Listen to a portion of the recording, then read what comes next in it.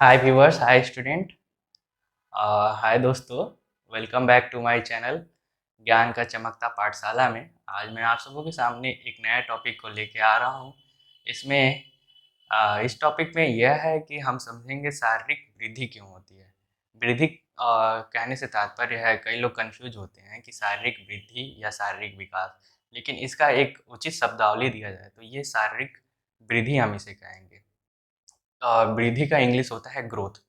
और ग्रोथ और डेवलपमेंट को हम अच्छे तरीके से समझे तो ये समझ सकते हैं कि ग्रोथ जो होता है वो एक निश्चित समय तक आके फिर रुक जाता है, और डेवलपमेंट जो होता है वो पूर्णतः चलते रहता है, वो कंटिन्यूअस निरंतर चलते रहता है। तो इसी बात को लेके हम अपने टॉपिक को लिख लें कि शारीरिक वृद्धि।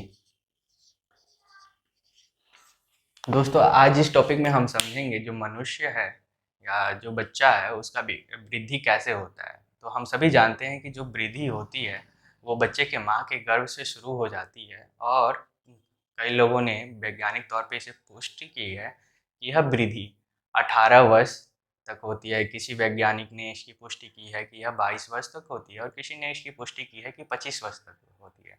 तो आइए दोस्तों, हम इसको पिक्चर के माध्यम से एक पूरा आपको संपूर्ण दिखाकर बताते हैं कि यह वृद्धि होती कैसे है।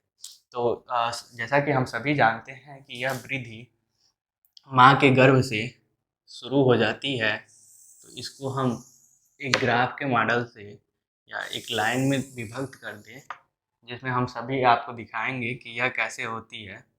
तो बच्चा जब माँ के गर्भ में होता है तो सबसे ज़्यादा उसकी वृद्धि क्या होती है, उसके शरीर के मुख पे वृद्धि होती है, और उसका जो पेट होता है वो कम होता है, पैर जो होता है और कम होता है। तो यहाँ पे माँ के गर्भ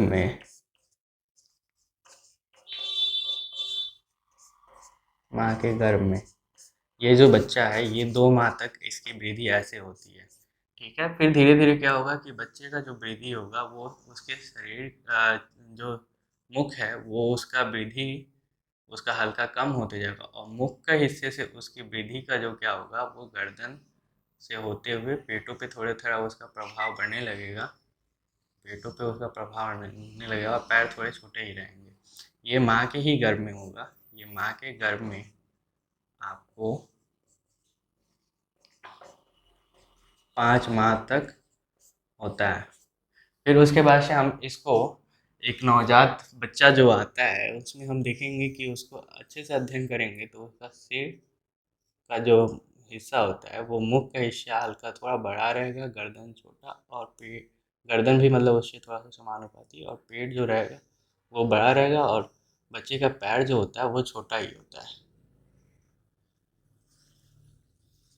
ठीक है, तो बच्चे का पैर छोटा होता है। ये नवजात शिशु की कहानी हो गई। फिर उसके बाद से बच्चा जब जब वह 2 वर्ष की आयु तक जाता है तो उसका सिर का जो हिस्सा होता है वो सिर का हिस्सा जो होता है वो और थोड़ा सा पतला मतलब कम होते जाता है, और उसका विकास पेट की ओर और ज़्यादा होते जाता है। मतलब उसका विकास पेट की तरफ और ज़्यादा बढ़ने लगेगा, और हाथ में भी वैसे ही रहते हैं।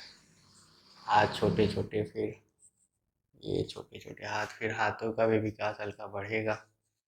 हाथों का विकास बढ़ता है। पैर अभी भी छोटे रहते हैं। ये क्या हो गया 2 वर्ष की आयु तक।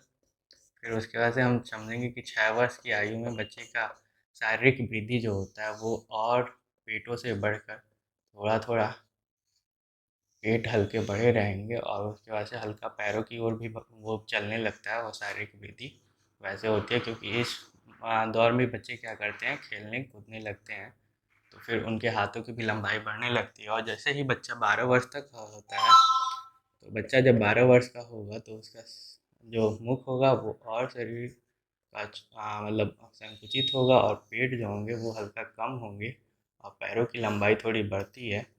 और बच्चे 12 वर्ष की आयु में खेल क्रीड़ा में और ही ज़्यादा संलिप्त हो जाते हैं। या तो वो हाथों के भी खेल जैसे फुटबॉल खेलते हैं, वो पैरों से पैरों में भी उनकी वृद्धि होती है।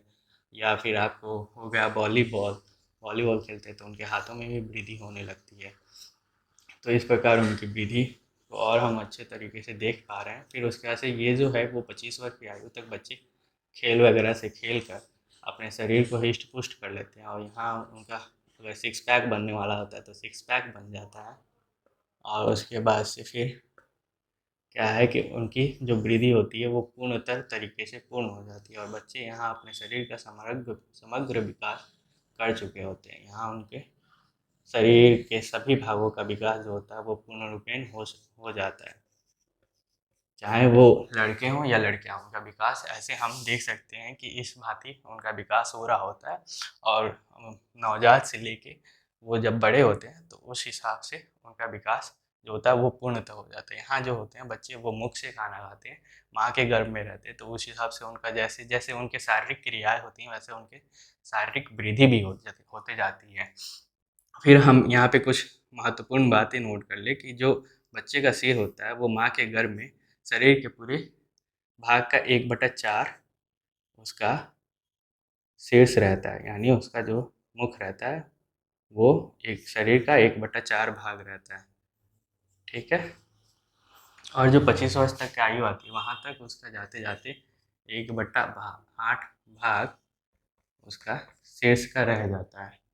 ठीक है दोस्तों, यहाँ तक आपको पूरे तरीके से मैं क्लियर कर दिया हूँ कि बच्चे का विकास जो होता है वो उसके शरीर के क्रियाओं पे डिपेंड करता है। जो उसकी वृद्धि कैसे होती है वो शरीर के क्रियाओं पे निर्भर करती है। और फिर उसकी कुछ महत्वपूर्ण बातें हैं कि शरीर का जो मुख होता है, शीर्ष भाग होता है, वो 1/4 पूरे शरीर का होता है, और 25 वर्ष तक आते आते 1/8 भाग। और शरीर में जो वृद्धि होती है वो सभी समान अनुपात में हो चुके होते हैं। और यहाँ से हम दोस्तों एक चीज़ हाईलाइट कर देना चाहेंगे कि जो विकास हुई वो सिर से हम सभी देखते आए कि सिर से वो नीचे तक होते आए, तो ये विकास को हम क्या बोलते हैं? शीर्षोगामी विकास।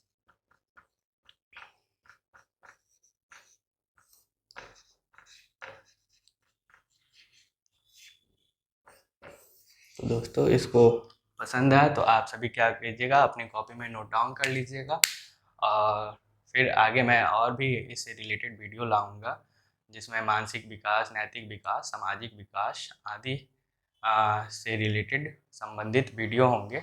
और तब तक के लिए वीडियो पसंद आया तो लाइक कीजिएगा, शेयर सब्सक्राइब भी कीजिएगा ताकि यह वीडियो दूसरे तक भी पहुंच पाए और वो भी इसकी जानकारी ले पाए। धन्यवाद दोस्तों।